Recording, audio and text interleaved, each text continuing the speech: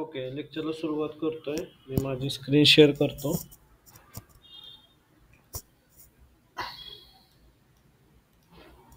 Sir yes. Sir recording पाहिजे ना ती लेक्चरची. हो, रेकॉर्डिंगला लावलेलं आहे मी. रेकॉर्डिंग सुरू आहे आपलं.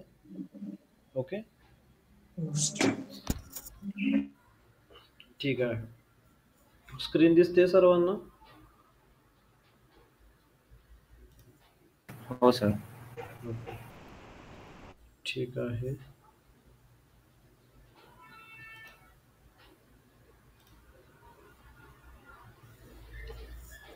ओके, सो आजचा आपला टॉपिक आहे सर्च कन्सोल.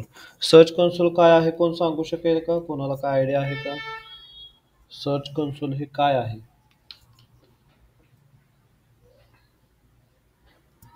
कोणी नाव ऐकलंय का ह्याच्या आधी? सर्च कन्सोल म्हणजे काय? ओके, मी तुम्हाला सांगतो. सगळ्यांना गुगल माहिती आहे? माहित असेल तर थम्सअप करा. सगळ्यांना गुगल माहिती आहे का? माहिती आहे ज्यांना ज्यांना त्यांनी थम्सअप करा. ओके, काय करतं गुगल?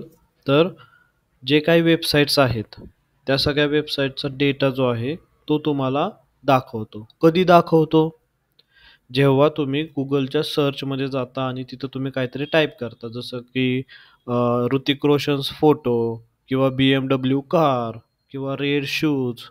ओके, जेव्हा अशा पद्धतीच्या क्वेरीज तुम्ही गुगलवरती सर्च करता तेव्हा गुगल तुम्हाला काही लिंक्स दाखवतं की अशा अशा लिंक्स आहेत, ह्याच्यामध्ये तुम्ही जी माहिती शोधताय ती तुम्हाला मिळेल. ओके, मग ही जी माहिती आहे ही माहिती गुगल कुठून आणतो?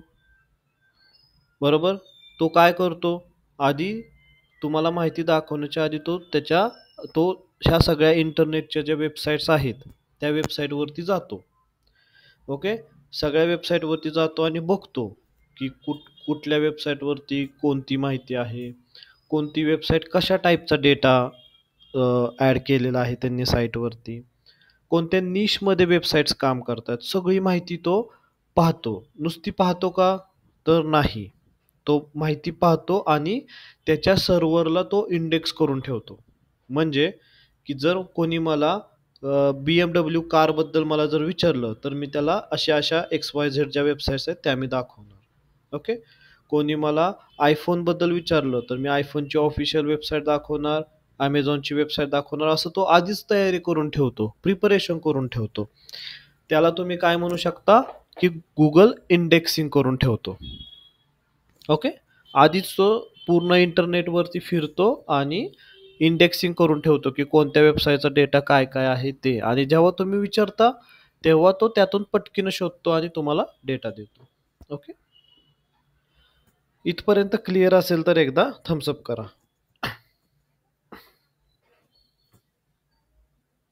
ओके, आता आपण पुढे जाऊया की आता गुगल जेव्हा इंटरनेटवरती फिरतो त्या फिरण्यासाठी काय यूज करतो? तर फिरण्यासाठी तो एक गोष्ट यूज करतो ज्याला आपण म्हणतो क्राउलर. ओके, क्रॉलर, काही लोक क्रॉलर म्हणतात, काही क्राउलर म्हणतात. ओके, सो एक वेब क्राउलर, काही लोक त्यालाच वेब क्राउलर म्हणतात. ओके, हे काय आहे? तर हे एक तुम्ही असं म्हणू शकता की हा एक गुगलनं बनवलेला प्रोग्राम आहे किंवा एक इंटरनेटवरचं त्यांनी बनवलेली एक टेक्नॉलॉजी आहे, तुम्ही असं म्हणू शकता. ते काय करतं? एव्हरी फ्रॅक्शन ऑफ सेकंड ते वेबसाईटवर इंटरनेटवरती ते फिरत असतं. म्हणजे काय? तर एका वेबसाईटवरती आलं, सपोज आपल्या द डिजिटल NMD साईटवरती आलं आणि डिजिटल NMD साईटवरती सपोज एखादं गव्हर्नमेंटचं एखादं आर्टिकल असेल, त्या आर्टिकलबद्दल माहिती दिलेली असेल आणि त्याची लिंक त्या डिजिटल NMD वरती असेल, तर त्या डिजिटल NMD वरती येणार, तिथून एका लिंकवरती जाणार, त्या पर्टिक्युलर साईटवरती जाणार, त्या साईटवरचं आर्टिकल वाचणार, तिथं काय लिंक असेल तिथून ते दुसरीकडे जाणार. ओके, सो अशा पद्धतीनं ते क्राउलर काम करतं. एव्हरी फ्रॅक्शन ऑफ सेकंड ते इंटरनेटवरती असं फिरत राहतं. ओके, जगातील सगळ्यात मोठा क्राउलर हा कोणाचा आहे? तर तो आहे गुगलचा. गुगलच्या पेक्षा मोठा क्राउलर कोणाचाच नाही. 2 नंबरला जगातील सगळ्यात मोठा क्राउलर कोणाचा आहे? तर तो आहे एच रेफचा. एच रेफ कंपनी आहे. ओके, त्यांचा आहे.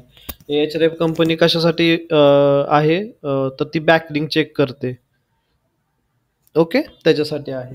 ओके, तर हा क्राउलर सगळ्या ज्या इंटरनेटच्या वेबसाईट आहेत तो चेक करतो. ओके, आणि मग तो फायनली तुमचा डेटा जो आहे तो प्रॉपर पद्धतीनं इंडेक्स करतो. ओके, सो आता ही झाली एक बिहाइंड द स्टोरी. सर्च कन्सोलच्या मागची ही स्टोरी आहे की हा जो सगळा डेटा गुगल इंडेक्स करतं वगैरे. ओके, त्याच सोबत गुगल तुम्हाला थोडीशी मदत पण करतं. कशा पद्धतीची मदत करतं? सपोज आता गुगलचं प्रोडक्ट काय आहे? तर तुमची वेबसाईट म्हणजे गुगलचं प्रोडक्ट आहे. ज्यावेळेस युजर गुगलला काहीतरी मागतं की मला सपोज मला BMWच्या कारची प्राइस सांग, त्यावेळेस गुगल काय करतं? एखादी थर्ड वेबसाईट आणतं, ते तुम्हाला आणून दाखवतं की ही अशी वेबसाईट आहे.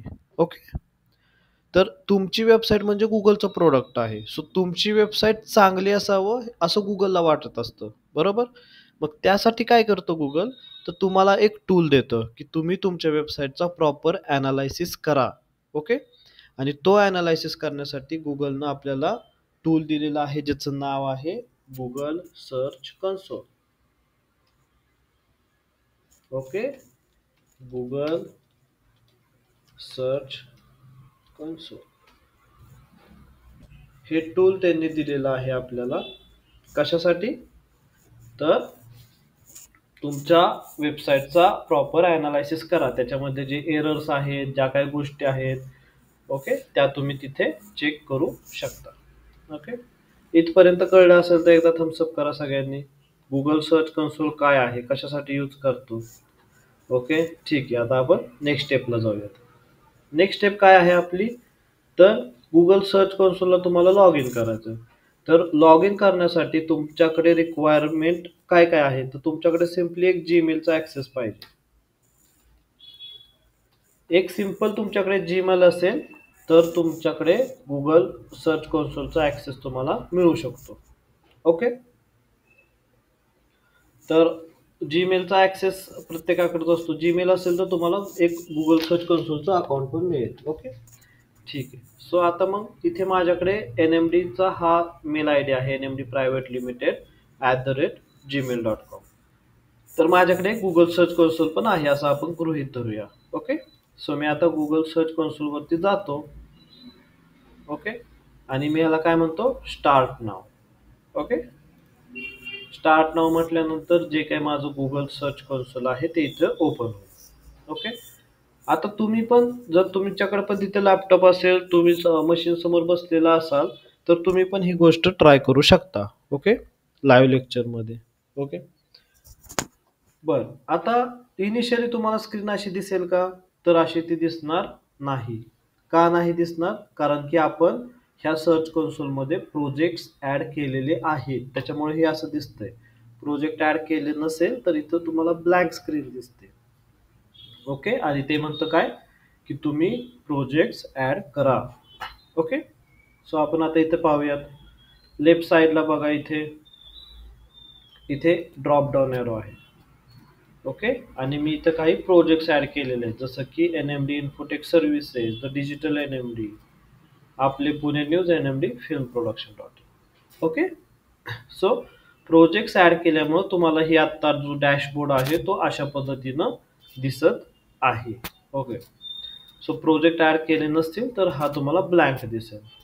ओके, तुम्ही जर लॉग इन केलं असेल तर तुम्हाला ते समजून जाईल. ओके, आता सर्च कन्सोलमध्ये तर आपण आलो. ओके, सर्च कन्सोलमध्ये आल्यानंतर तुम्हाला काय करायचं आहे? तर इथे आपला जी वेबसाईट आहे तो वेबसाईटचा प्रोजेक्ट आपल्याला इथे ॲड करायचा आहे. तो कसा करणार? तर त्याच्याबद्दल आपण शिकूया. इथे एक NMD फिल्म प्रोडक्शन नावाची वेबसाईट आहे. आधी आपण चेक करूया ती व्हेरीफाय वगैरे आहे का नाही आहे ते सगळ्यात आधी.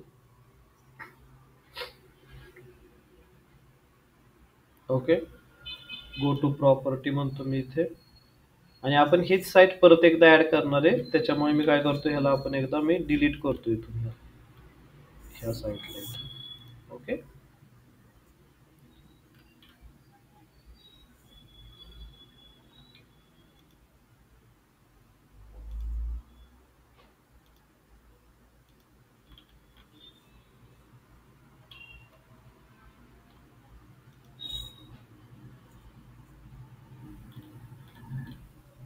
आपल्याला एक पर्टिक्युलर साईट जी आहे ती डिलीट करायची आहे.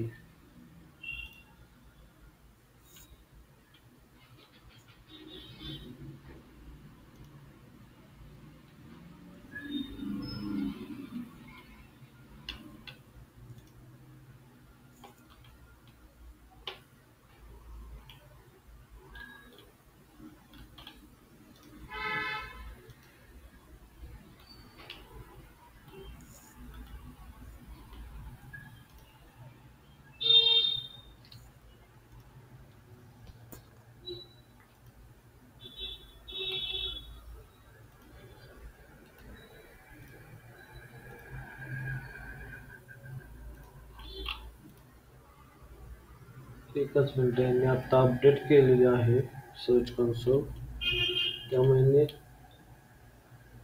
जो रिमूव्हचा ऑप्शन आहे तो इथनं काढलेला आहे. आपण एकदा चेक करूया की कुठे त्यांनी तो ऑप्शन ठेवलेला आहे साईट रिमूव्ह करण्याचा.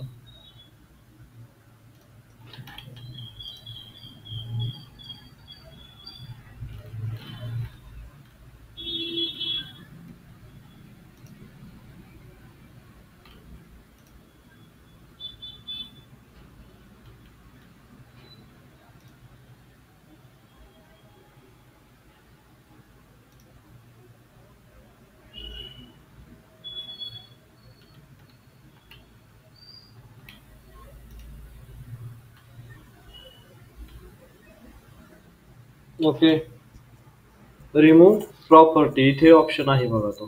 ठीक आहे, जेव्हा आपण एनएमडी फिल्म प्रोडक्शनला इथून पहिल्यांदा काढायचं, त्यामुळे आपण रिमूव्ह प्रॉपर्टी वरती जाणार आहे. सेटिंग मध्ये ऑप्शन आहे लास्टला, त्यांनी आता तो ट्रान्सफर केलेला आहे. सो आपण इथं रिमूव्ह प्रॉपर्टी वरती क्लिक करायचं आहे, आणि हे काय म्हणतंय तुम्हाला, are you sure that you want to remove NMD film production from your account. तर मी आधी ह्याला रिमूव्ह करणार आहे आणि मग तुम्हाला ऍड करून दाखवणार आहे. ओके, मी रिमूव्ह प्रॉपर्टी म्हणतो.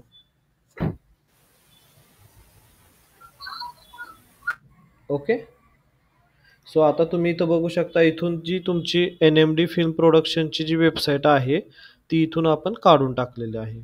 आता मला वेबसाईट ऍड करायची. आता आपल्याकडे एक न्यू सर्च कन्सोल आलं आणि वेबसाईट आपली कनेक्टेड नाहीये. कोणती वेबसाईट आपल्याला कनेक्ट करायची आहे, NMD film production dot in. तर ही वेबसाईट आहे, ही आपल्याला कनेक्ट करायची. ओके, आता पुढच्या स्टेपला येऊयात आपण.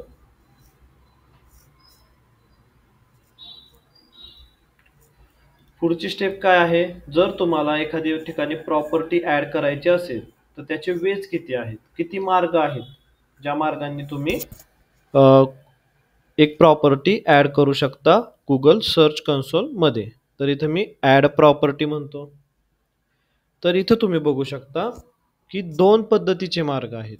पहिला म्हणजे डोमेन लेवलला तुम्ही प्रॉपर्टी ऍड करू शकता, आणि दुसरा मार्ग म्हणजे URL लेवलला तुम्ही प्रॉपर्टी ऍड करू शकता. आता दोघांमध्ये डिफरन्स काय आहे ते समजून घ्या. इथं एक चित्र दाखवलेलं आहे. डोमेन म्हणजे काय, तर रूट लेवलला तुम्हाला प्रॉपर्टी ऍड करायला त्यांनी ऑप्शन दिलेला आहे. रूट लेवलला तुम्ही इथून ऍड करू शकता. URL म्हणजे काय, तर जो तुमचा एखादा URL असेल तर तुम्ही स्पेसिफिक URL सुद्धा इथे ऍड करू शकता आणि त्याला तुम्ही ट्रॅक करू शकता. ओके, आता डोमेन ज्यावेळेस तुम्ही इथं ऍड करणार तेव्हा तुम्हाला काय करावं लागतं, तर तुम्हाला सब डोमेन आणि डोमेन्स हे सगळे ऍड होतात. सब डोमेन आणि डोमेन म्हणजे काय, तर ते मी तुम्हाला एक्सप्लेन करतो. आता बघा की आपला कुठला होता, NMD NMD film production dot com हा आपला डोमेन आहे. हा काय आहे? डोमेन. आता सब डोमेन म्हणजे काय? तर ह्या डोमेनवरती एखादा सब डोमेन क्रिएट केलेला असतो. तो म्हणजे तो कसा क्रिएट केलेला असतो? तर जसं की sub domain dot NMD film production dot com. आता या दोघांमध्ये तुम्हाला फरक दिसत असेल. NMD फिल्म प्रोडक्शन हा डोमेन आहे आणि sub domain dot NMD film production dot com हा एक सब डोमेन आहे. ओके. मग सब डोमेनची नावं काही पण असू शकतात, जसं की learn dot NMD film production dot com हा पण एक सब डोमेन आहे. म्हणजे जे मेन डोमेनच्या आधी कोणताही टेक्स्ट तुम्ही लिहिला आणि डॉट केलं तर ते सब डोमेन होतं. ओके. आणि ते सब डोमेन सुद्धा तुम्हाला आपल्या सर्व्हरवरती क्रिएट करावं लागतं. ते असं नुसतं टाईप करून होत नाही. ओके. डोमेन सुद्धा तुम्हाला परचेस करावं लागतं. ते मग वेबसाईटला ऍड करावं लागतं. ते सगळं वेबसाईट डेव्हलपमेंटचा पार्ट आहे. ओके. सो इथे तुम्हाला बेसिक समजून तुम्ही शकता की डोमेन काय आहे आणि सब डोमेन काय आहे. ओके. सो ज्या वेळेस तुम्ही ही मेथड यूज करता डोमेन लेवलला प्रॉपर्टी ऍड करण्याची, त्यावेळेस तुम्हाला सब डोमेन आणि डोमेन हे दोन्ही तुम्ही कव्हर करू शकता. आता URL प्रिफिक्स म्हणजे काय? तर जी आपली वेबसाईट आहे NMD फिल्म प्रोडक्शन ह्याच्या आतमध्ये URLs आहेत. जसं की हा बघा, NMD film production dot in slash about us. Okay. हा एक URL आहे. Okay.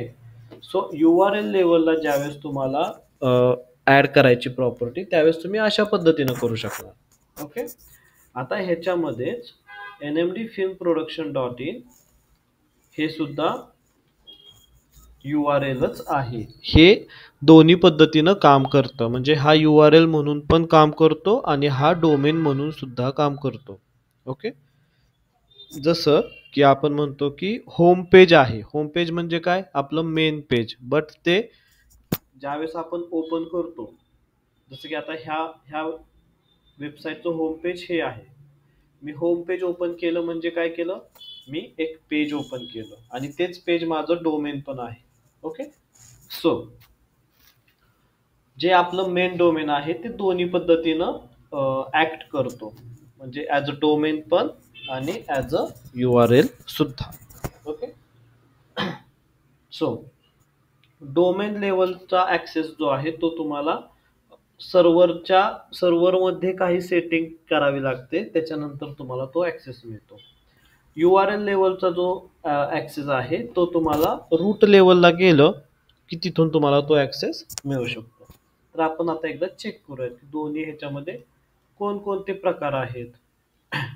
NMD film production dot in आणि मग येतो इथे. ओके. आता सपोज मी इथं डोमेन टाकलं. ओके. डोमेन लेवलला सपोज ऍड करायचं, तर आपल्याला काय काय गोष्टी कराव्या लागतात त्या आपण चेक करूया. जसं की NMD film production dot in continue. सगळ्यात आधी ते काय करतं, तर तुमची प्रॉपर्टी जी आहे ते व्हेरीफाय करतं की तुमची प्रॉपर्टी आहे का गुगलच्या इंडेक्सिंगमध्ये किंवा त्या सर्च कन्सोलची कनेक्टेड आहे का नाही ते चेक करतं. जर कनेक्टेड असेल तर ते म्हणतं की सुरुवातीला बघा ग्रीन मेसेज आला होता, तसा मेसेज येतो की yes your property is connected. Okay. आणि जर ते नसेल तर मग ते तुम्हाला असा पद्धतीचा मेसेज देतं की प्रॉपर्टी कनेक्टेड नाहीये, तुम्हाला आधी व्हेरीफाय करावं लागेल.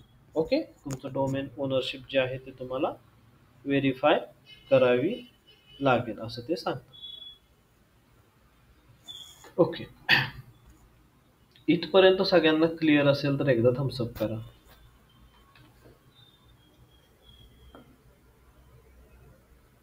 कोणाला काय डाऊट असेल तर डाऊट विचारा.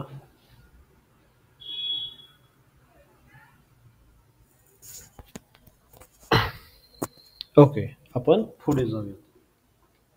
आता इथे बघा, डोमेन व्हेरीफाय करण्यासाठी डोमेन लेवलला काय काय गोष्टी आहेत, जसं की select record type TXT recommended. म्हणजे इथं तुम्ही ऑप्शन सिलेक्ट करू शकता. सी नेमनं तुम्ही ॲड करू शकता किंवा TXTनं तुम्ही ॲड करू शकता. तर Googleनं सांगितलेलं आहे की TXTनं जावा, तर आपण TXTनं जाण्याचा प्रयत्न करायचा आहे. नेक्स्ट काय म्हणते ते, sign in to your domain name provider. Okay. आता आपल्या केसमध्ये NMD फिल्म प्रोडक्शन डॉट इनचा डोमेन प्रोव्हायडर कोण आहे? तर तो आहे होस्टिंजा. ओके. तर आपण ह्याच्या आत आलो, होस्टिंजरच्या आत आलो. NMD फिल्म प्रोडक्शनच्या आत आल्यानंतर आपण त्याचा डॅशबोर्ड ओपन करूयात. ओके. सो हा आपला जो आहे तो होस्टिंग प्रोव्हायडर आहे. आता ते काय म्हणतंय, की copy the text record below into the DNS configuration. Okay. मग हे काय म्हणते, हे कॉपी करा म्हणते आणि DNS कॉन्फिगरेशन मध्ये तुम्ही टाका असं म्हणतंय ते. ह्याला आपण कॉपी करायचं, copy to clipboard. Okay. मी हा कोड जो आहे तो कॉपी केला आणि ते काय म्हणतात की DNS कॉन्फिगरेशन मध्ये तुम्ही टाका. आता ह्याचं DNS कुठे आहे ते आपल्याला इथे शोधावं लागतं. ओके. सो सिम्पली होस्टिंग मध्ये या, होस्टिंग मध्ये आला तुम्ही. ओके. आणि ह्याच्यात DNS चे रेकॉर्ड्स जे आहेत ते तुम्हाला शोधायचे आहेत.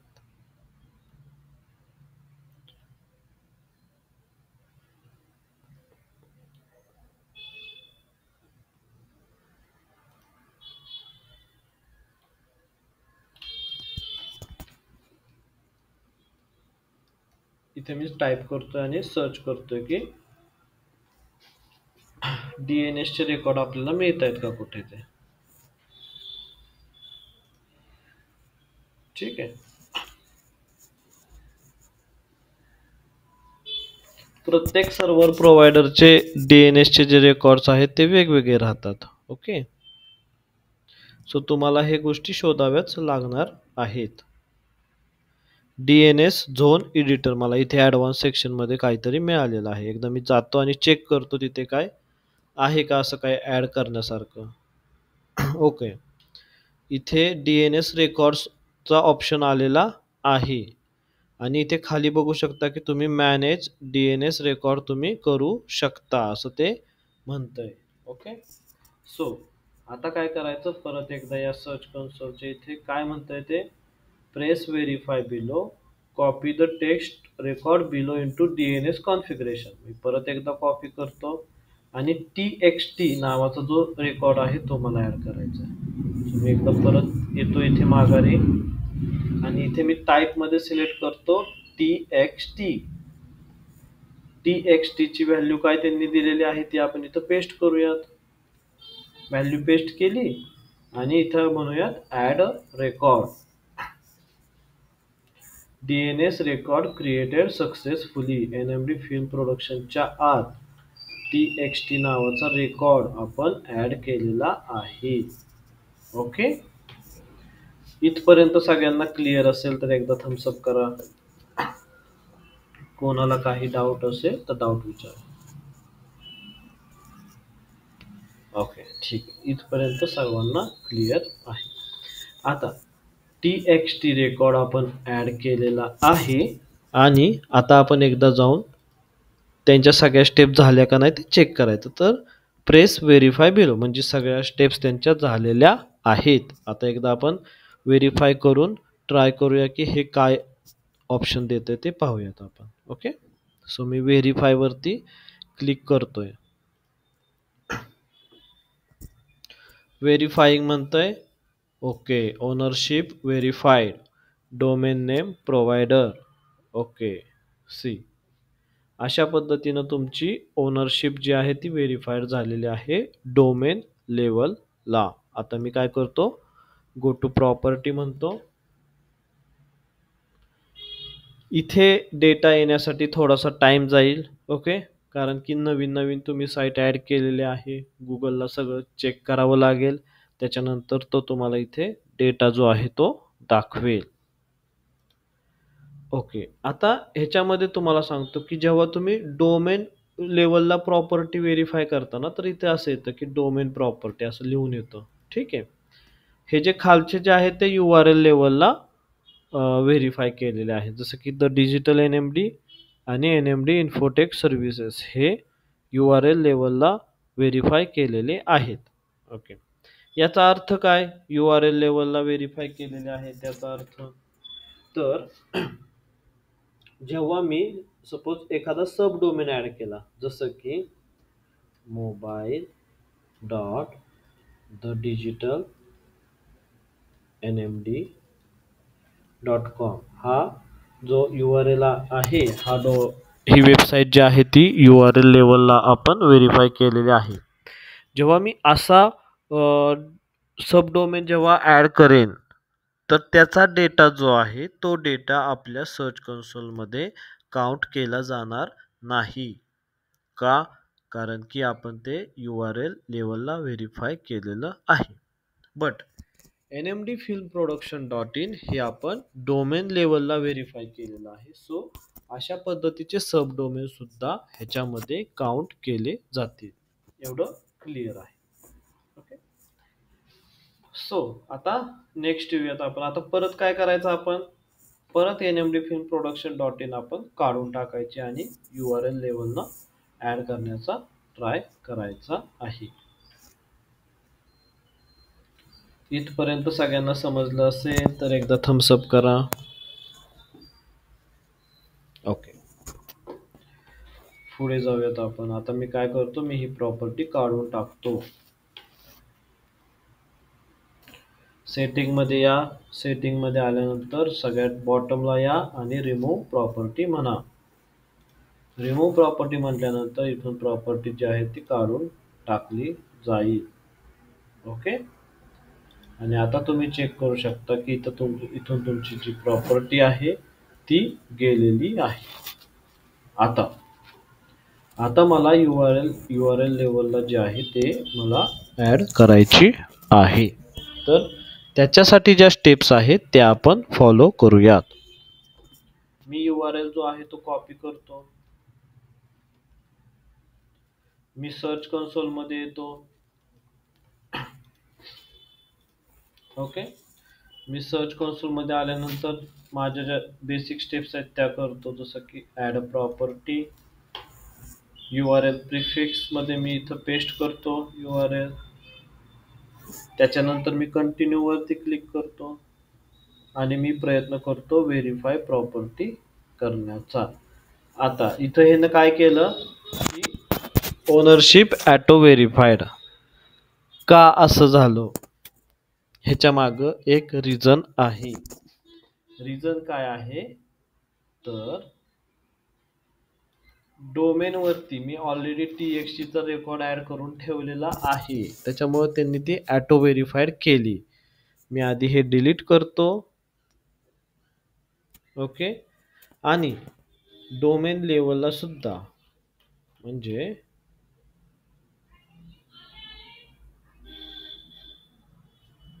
डोमेन लेवलला सुद्धा फाईल मॅनेजर मध्ये एक फाईल ऍड केलेली असेल गुगलची.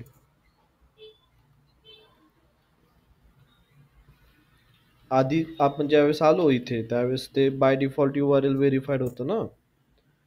सो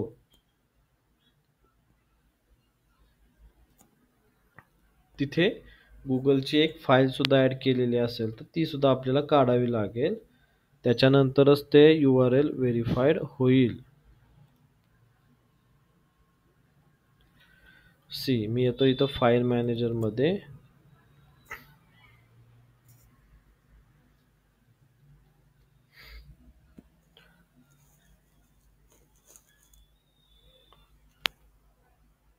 आणि फाईल मॅनेजर मध्ये आल्यानंतर हा पब्लिक अंडरस्कोर HTML ची लेवल जी आहे ती रूट असते, रूट लेवल.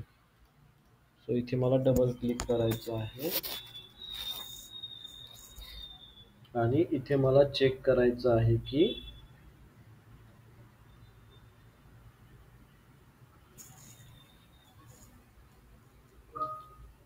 इथे मला ती एक फाईल असेल गुगलची.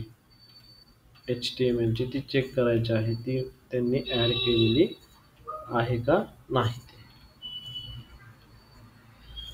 सो मला इथे तर ती फाईल काही दिसत नाहीये. मी शो हिडन फाईल्स वगैरे पण म्हणतो. आता सेटिंग मध्ये जातो.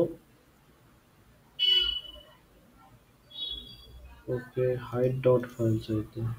ठीक आहे, म्हणजे हिडन फाईल सुद्धा ज्या आहेत त्या आता आपल्याला दाखवलेल्या आहेत. ओके, सो तुम्ही इथं बघू शकता की अशा पद्धतीची फाईल नाही आहे आता present. Okay, so may be आता ते व्हेरीफाईड होणार नाही, तरी आपण एकदा चेक करूयात.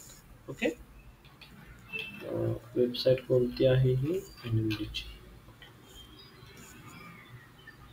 Okay, done. मी परत एकदा येतो, इथून मला ती वेबसाईट काढावी लागेल, NMD film production.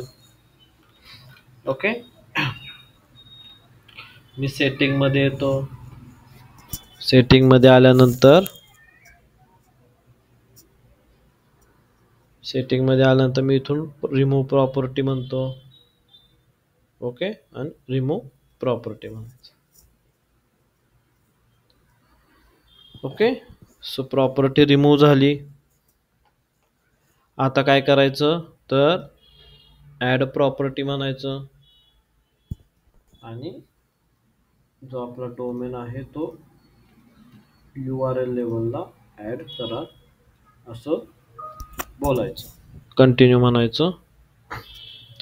I hope आता नाही झाली पाहिजे, बट तरी पण झाली.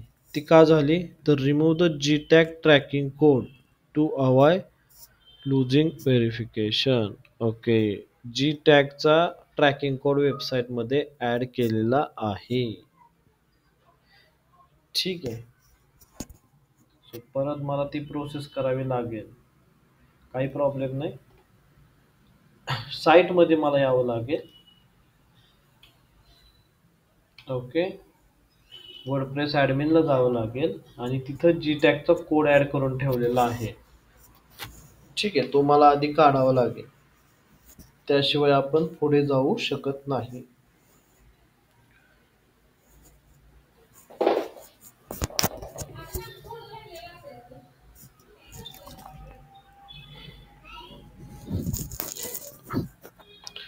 सो मी काय करतो, इथं वेबसाईटमध्ये येतो आणि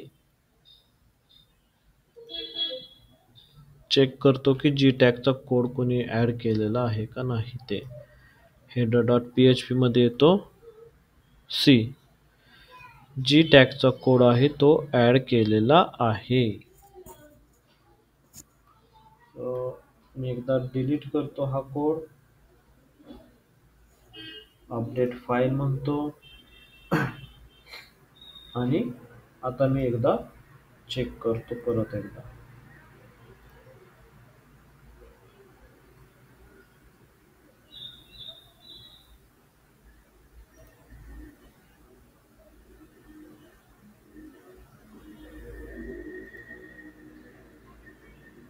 ओके, हा URL तसाच ठेवतो. मी काय करतो, नवीन URL चेक करतो की व्हेरीफाय होतंय का नाही होतंय. स्टील GTAGचा जो कोड आहे तो ऍड आहे, गुगल अनालिटिक्स चा कोड ऍड आहे. ठीक आहे, काही प्रॉब्लेम नाही. मी इथून त्याला काढून टाकतो. साईट पूर्णपणे कनेक्टेड केली होती, त्याच्यामुळे हा आपल्याला इश्यू येतोय, पण आपल्याला प्रॉपर्टी URL थ्रू शिकायची आहे, बरोबर. सो मला हे सगळं काढावं लागेल, काही प्रॉब्लेम नाही, आपण काढून टाकू. Sir, yes, Google tag manager कशासाठी यूज करतात मोस्टली? गुगल टॅग ट्रॅकिंगसाठी का वेबसाईट वरती? येस, सी आता कसं असतं की आपण बेसिक जो डेटा आहे ते गुगल आपल्याला प्रोव्हाइड करतं, जसं की पेज विजिटर्स किती झाले, कोणत्या कंट्रीमधून विजिटर्स आला, कोणतं डिव्हाइस त्यानं वापरलं, हे अशा पद्धतीच्या ज्या गोष्टी आहेत ते बेसिक आपल्याला प्रोव्हाइड केल्या जातात, बरोबर. पण आपल्याला काही ॲडव्हान्स लेवलच्या सपोज जर गोष्टी चेक करायच्या असतील, तर ॲडव्हान्स लेवलच्या गोष्टी चेक करण्यासाठी, जसं ॲडव्हान्स लेवलच्या म्हणजे काय, तर वेबसाईटवरती कोण आलं आणि त्यांनी क्लिक कुठे कुठे केलं, वेबसाईटवरती आल्यानंतर त्यांनी कोणता फॉर्म सबमिट केला, वेबसाईटवरती आल्यानंतर त्यांनी कोणतं पेज व्हिजिट केलं, किती स्क्रोल केलं, कुठे लाईक केलं, कोणता कॉन्टेंट कन्झ्युम केला. तर अशा प्रत्येक ॲडव्हान्स लेवलच्या ज्या सगळ्या इव्हेंट्स आहेत ना, त्या इव्हेंट्स आपल्याला जर ट्रॅक करायच्या असतील तर आपण गुगल टॅग मॅनेजरचा यूज करतो. ओके, आता फक्त समजलं का? आणखी एक क्वेश्चन होता सर. हा विचारा. मग गुगल टॅग मॅनेजर आणि गुगल ॲनालिटिक्स मध्ये काय फरक आहे सर? म्हणजे ते म्हणजे हे आहेत, म्हणजे हे गुड वेगवेगळे आहेत ते. Good question, good question. See, आता इथे तीन गोष्टी आहेत. जसं की सर्च कन्सोल जे आता आपण शिकतोय. ओके, दुसरं काय आहे टॅग मॅनेजर, आणि तिसरा काय आहे गुगल ॲनालिटिक्स, किंवा तुम्ही त्याला GA4 म्हणता, बरोबर. तर ह्या तीन गोष्टी आहेत. तर प्रत्येकाचा तुम्ही यूज केस समजून घ्या. ओके, यूज केस काय आहे, तर गुगल सर्च कन्सोल काय करतं, तर वेबसाईटवरती होणारा ऑर्गॅनिक गोष्टी काउंट करतं फक्त.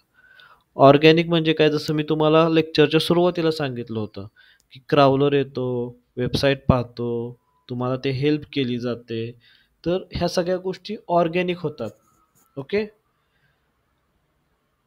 ऑर्गॅनिक झालेल्या गोष्टी फक्त सर्च कन्सोलमध्ये काउंट केल्या जातात. गुगल सर्चशी रिलेटेड जेवढ्या गोष्टी होतात तेवढ्या फक्त. ओके, आता तुम्ही मला म्हणालात की जर मी गुगलवरती पेड ॲडव्हर्टाइजमेंट केली माझ्या वेबसाईटवरती, तर ते गुगल सर्च कन्सोलमध्ये काउंट होणार का, तर ते काउंट होणार नाही.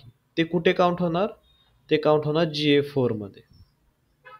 ओके, ऑर्गॅनिक धरून बाकी सगळ्या गोष्टी पण ज्या आहेत, जसं की पेड ॲडव्हर्टाइजमेंट असू द्या, तुमचं ॲफिलिएट मार्केटिंग असू द्या, काही विजिटर्स असे असतात की जे डायरेक्ट सर्च डायरेक्ट इथं URL टाकतात, बरोबर.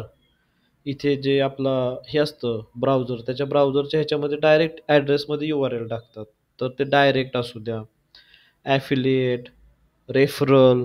ओके, सो वेगवेगळं, कोणी व्हॉट्सअपवरून येतं, कोणी सोशल मीडियावरून येतं तुमच्या साईटवरती, कोणी लिंक्डइनवरून येतं, कोणी कोरावरून येतं, बरोबर.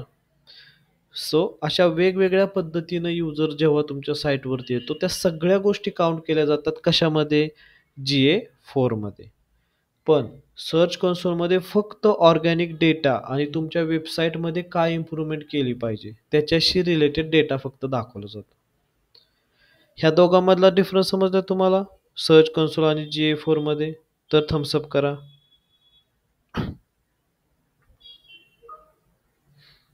ओके, आता टॅग मॅनेजरचं काम काय आहे, तर कसं असतं बघा, तुमच्या वेबसाईटवरती तुमच्या, जसं की मी एक टॅग मॅनेजरचं एक काम सांगितलं की जे ॲडव्हान्स लेवलच्या इव्हेंट्स आहेत, त्या इव्हेंट्स काउंट करण्यासाठी टॅग मॅनेजरचा यूज केला जातो, हे एक कारण झालं.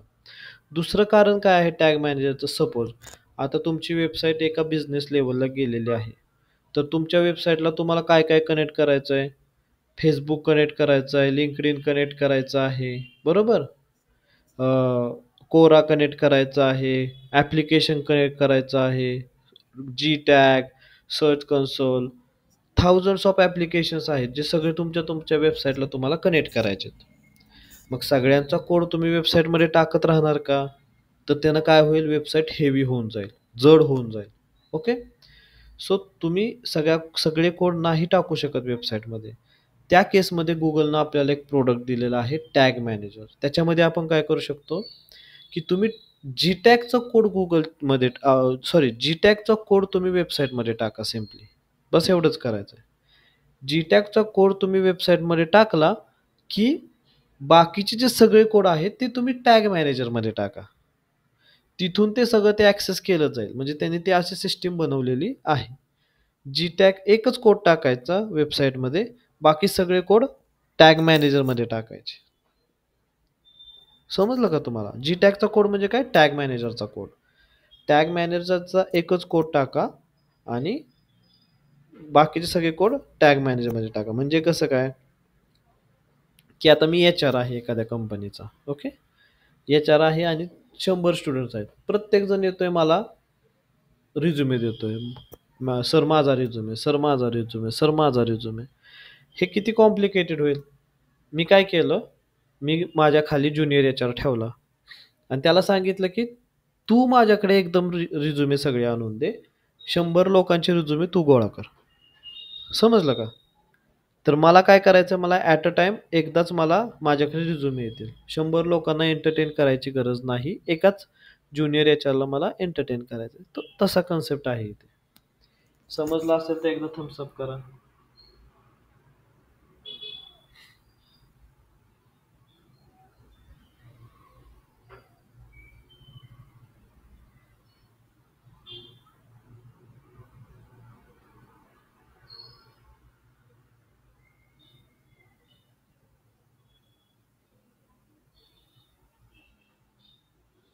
ओके.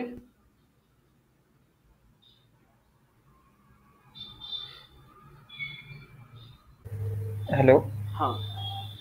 सर ह्याला म्हणजे प्लॅटफॉर्म जे आहेत तुम्ही सांगितलं लिंक्डइन, फेसबुक, इंस्टाग्राम वगैरे, हां. याचा कोड आपल्याला मग गुगल टॅग म्हणजे टॅग मॅनेजरमध्ये टाकायचा आहे. करेक्ट. आणि तुम्ही हा कोड कोड कुठे मिळतो? ज्याचा त्याचा प्लॅटफॉर्म राहतो ते त्यांनी त्यांचा कोड प्रोव्हाइड केलेला असतो. फेसबुकचा कोड आहे बघा, पिक्सेल कोड म्हणून ऐकलं असेल तुम्ही. हां, जे आपण ॲड मॅनेजरमध्ये क्रिएट करतो तो पिक्सेल कोड का? हां, बरोबर. तो अच्छा. तो जे गुगल टॅग मॅनेजरमध्ये आणून पेस्ट करायचा. वेबसाईटवरती फक्त एकच कोड टाकायचा, जी टॅग. Tag manager. ओके. अच्छा. बाकी सगळे कोड टॅग मॅनेजरमध्ये टाकायचे. क्लिअर आहे आता? हो सर. ओके. ठीक आहे. आपण पुढे जाऊया. सो आता मी इथून सुद्धा वेबसाईट ते डिलीट केलेलं आहे. जर आता पण ते नाही झालं, कारण की का, जर तिथे मल्टिपल वेज आहेत, बरोबर, की कोड वेबसाईटमध्ये कोड टाकू शकता तुम्ही, जी टॅग थ्रू कोड टाकू शकता, GA4 थ्रू कोड टाकू शकता. सो आपल्याला प्रॉपर वे सापडत नाही असं आपण समजून चालू. जर आता पण नाही चाललं तर आपण दुसऱ्या साईटवरती ट्राय करायचं. ओके. नक्की कुठून, मी आता बऱ्यापैकी जी टॅग पण काढला, वेबसाईटचा पण काढला, पण तरी पण आता त्यानं व्हेरीफाय केलं URL लेवलला, तर समजायचं की दुसरीकडून कुठून तरी कोड टाकलेला आहे. पहिला पहिला पॉईंट तर हा. दुसरा पॉईंट हा की जे DNS लेवलला आपण सुरुवातीला ऍड केलं होतं ना, ते सर्व्हर लेवलच्या ह्याच्यामध्ये ऍड होतं. त्यामुळे तिथून त्यानं कॅशे मे बी केला असेल. मी इथून कॅशे पण एकदा क्लिअर करतो. ओके. CDN लेवलला जे आहे सर्व्हर साइड कॅशे, हे मी एकदा क्लिअर करतो. म्हणजे आपल्याला कसं असतं, त्याचे फुटप्रिंट्स राहतात. जरी तुम्ही तिथून डिलीट केलं ना, तरी पण तिथे फुटप्रिंट्स राहतात आणि त्याच्या थ्रू ते व्हेरीफाय केलं जातं, असं होतं. So let's see. हा आपला ह्या साईटवरचा शेवटचा ट्राय करू आता आपण. नाही झालं तर दुसऱ्या साईटवरती तुम्हाला मी URL दाखवतो. Remove property. ओके. आता अकॉर्डिंग टू मी आता झालं नाही पाहिजे आपण URL थ्रू करताना, कारण आपल्याला स्वतः आत्ता व्हेरीफाय करायचं आहे. सो मी एकदा चेक करतो, रिफ्रेश करतो आणि चेक करतो. ॲड अ प्रॉपर्टी, URL लेवलला पेस्ट, कंटिन्यू. नाही झालं पाहिजे, तरी पण हे झालं. सो हे डोमेन प्रोव्हायडरच्या लेवलला जे आपण सुरुवातीला केलं होतं त्याच्यामुळं झालं असेल. ठीक आहे, काही प्रॉब्लेम नाही. आपण काय करूया, आपण दुसरी साईट एखादी कनेक्ट करायचा प्रयत्न करूया. सो मी तर वेबसाईटच्या लिस्टमध्ये येतो.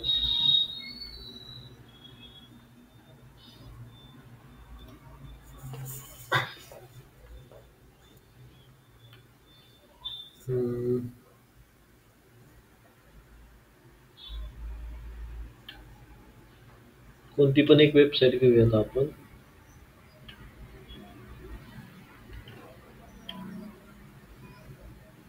ही कोणती चालू आहे काही, कॉकरोच. आय थिंक ही चालू नाहीये साईट, ही पण नाहीये. The tool drops,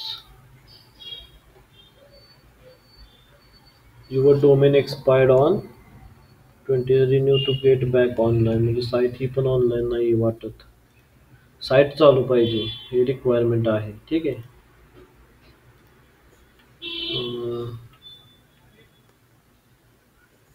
KV financial services एकदा चेक करूयात आपण.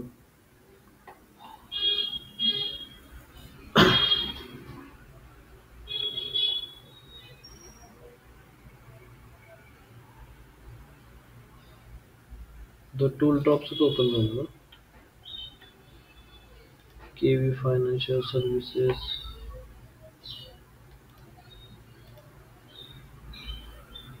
साईट चालू आहे का? तर हो, साईट चालू आहे. ओके. सो आपण ही जी आहे हिला आपण अपडेट करूयात. ओके. हिला आपण URL नुसार ट्रॅकिंग करूया. मी एकदा वर्डप्रेस ऍडमिन ऍक्सेसेबल आहे का नाही ते सुद्धा चेक करतो.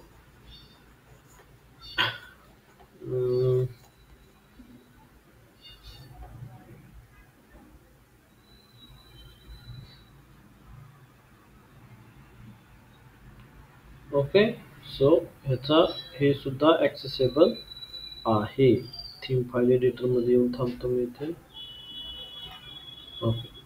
आता आपण URL लेवलला ह्याला चेक करूयात आपल्या सर्च कन्सोल मध्ये. ऍड प्रॉपर्टी म्हणायचं आणि URL लेवलला पेस्ट करून कंटिन्यू म्हणायचं. आता हे काय व्हेरीफाय नसणार आहे.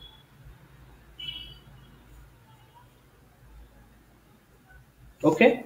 सी, आता हे काय व्हेरीफाय नव्हतं, आपण नवीनच डोमेन ऍड केलं. ओके. आता ह्यांची मेथड काय आहे ते बघा. ते काय म्हणते की ही जी फाईल आहे ही डाउनलोड करा. एक HTML ची फाईल जी आहे ती डाउनलोड करा आणि ती डाउनलोड केल्यानंतर अंडर रूट डोमेनच्या इथं तुम्ही तिला अपलोड करायची. बरोबर. सो आपण प्रोसेस करूया. मी हिला डाउनलोड करतो. इथे फाईल डाउनलोड झालेली आहे बघा माझी इथे. ओके. सो ऑलरेडी एक फाईल गुगलच्या नावानं, म्हणजे मी दुसरी एखादी ट्राय केली असेल त्या नावाने आहे फाईल. सो वरती गेल्यावरती मी त्याचं नाव याचं रिनेम करणार आहे. ठीक आहे. ही फाईल आहे आपली, लक्षात ठेवा. ओके. ठीक आहे. आपण फाईल डाउनलोड केलेली आहे. ओके. आता काय करायचं, केवी फायनान्शियलच्या फाईल मॅनेजर मध्ये जायचं. ही तर बघा केवी फायनान्शियल सर्व्हिस आहे, त्याच्या फाईल मॅनेजरला जाऊया. त्याच्या फाईल मॅनेजरला आल्यानंतर काय करायचंय, रूट फोल्डरला जायचंय. बरोबर. आता रूट फोल्डरला आल्यानंतर मला इथं ती गुगलची जी फाईल आहे ती अपलोड करायची आहे. तर सिम्पली मी काय करतो, न्यू फाईल वरती क्लिक करतो. सॉरी, मला अपलोड करायची ना. सो मला इथं अपलोड वरती यायचं. ओके. अपलोड वरती क्लिक करतो, फाईल वरती क्लिक करतो आणि ही जी डाउनलोड केलेली आहे ह्याला मी डबल क्लिक करतो. सो ती माझी फाईल अपलोड होईल. इथे बघा गुगल 89 समथिंग काहीतरी फाईल अपलोड झालेली आहे. आता फक्त हे जे 1 आहे ना, 1 ते माझ्या इथे ऑलरेडी फाईल एक्झिस्ट होती एक तशा नावाची, त्याच्यामुळे ते 1 आलेलं आहे. तर मला याला रिनेम फक्त केलं पाहिजे. ऍक्च्युअल त्या फाईलचं नाव हे नाहीये, हे 1 जे आहे ते एक्स्ट्रा आलेलं आहे, ते आपल्याला नको आहे आणि मी त्याला रिनेम करतो. तुम्ही इथं बघू शकता, इथे दिसतंय का 1 दिसत नाहीये, 764.html आहे. ओके. सो आता मी फाईल अपलोड केलेली आहे रूट फोल्डरला 764.html. ओके. आणि मी इथं आता येतो आणि ह्याला व्हेरीफाय म्हणतो. आता ते रूट फोल्डरला जाईल, तिथे जाऊन ते चेक करेल आणि ओनरशिप झालेली आहे व्हेरीफाईड आपली. गो टू प्रॉपर्टी म्हणायचं. ओके. इथे तुम्ही बघू शकता URL लेवलनं केवी फायनान्शियल सर्व्हिसेस जे आहे ते आपण ऍड केलेलं आहे. डेटा यायला थोडासा टाइम जाईल. ओके. तर काय काय शिकलो आपण आज. सर्च कन्सोल काय आहे, क्राउलर काय आहे, गुगल सर्च कशा पद्धतीनं काम करतं. ओके.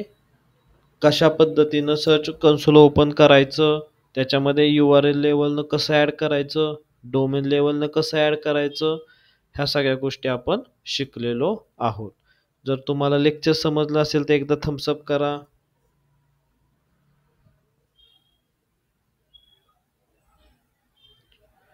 ओके. जर तुम्हाला काही डाऊट असेल तर डाऊट विचारा. कोणाला काही डाऊट आहे का?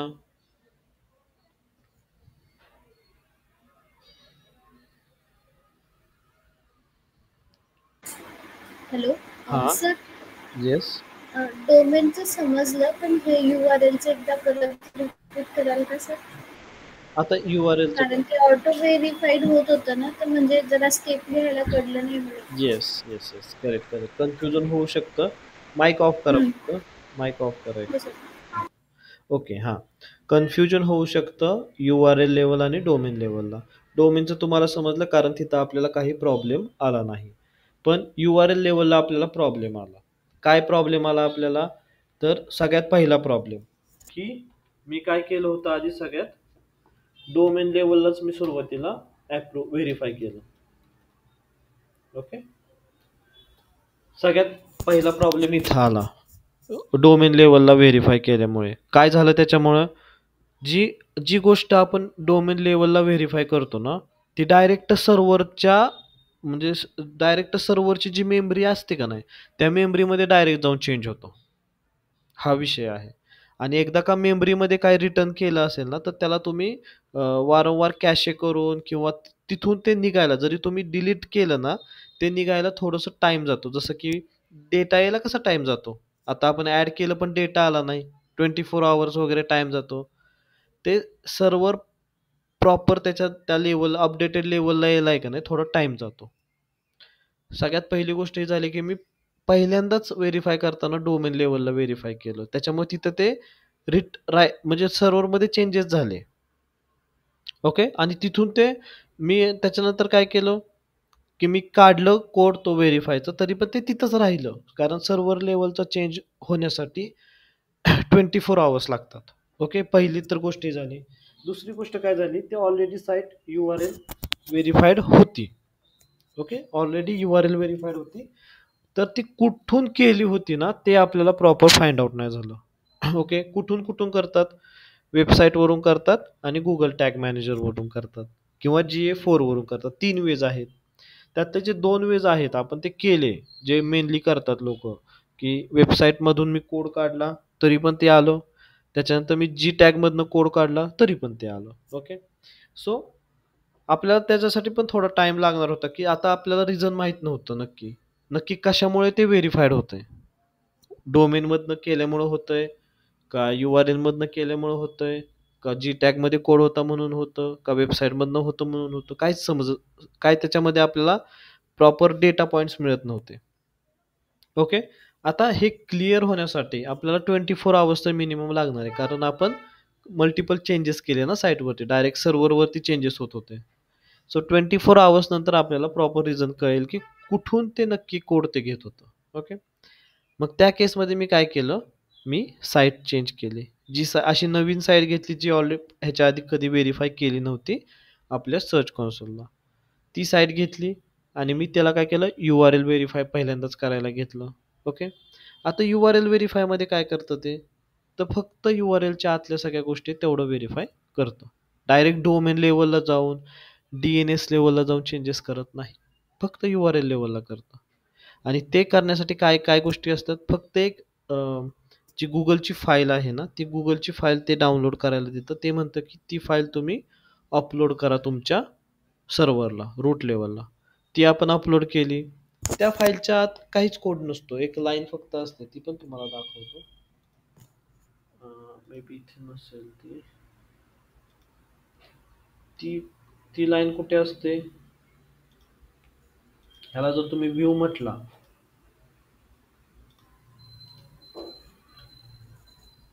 किंवा ह्याच्यावरती तुम्ही डबल क्लिक केली फाईलवरती, तर एवढा फक्त कोड असतोय. गुगल साईट व्हेरिफिकेशन आणि एक कोड असतो बघा. फक्त एवढ्या गोष्टी असतात. सो हे चेकिंगसाठी. ओके.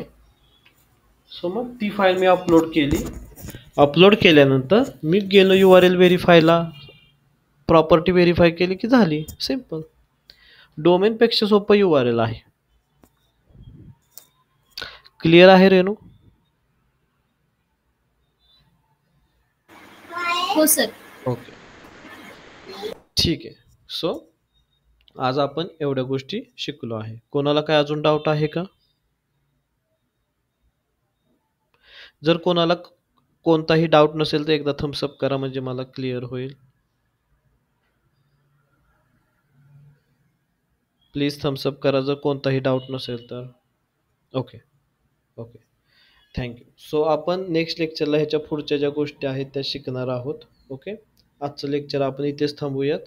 जे काय मी शिकवलं त्याची प्रॅक्टिस करा. विदाउट प्रॅक्टिस तुम्ही कन्फ्यूज होणार फ्युचरमध्ये. प्रॅक्टिस करा. Practice makes perfect. Okay, so practice करा. उद्याच्या लेक्चरमध्ये प्रॅक्टिस करून या. आपण त्याच्या पुढचा पार्ट जो आहे तो शिकणार आहोत. Thank you so much for the joining the call. Okay, bye bye.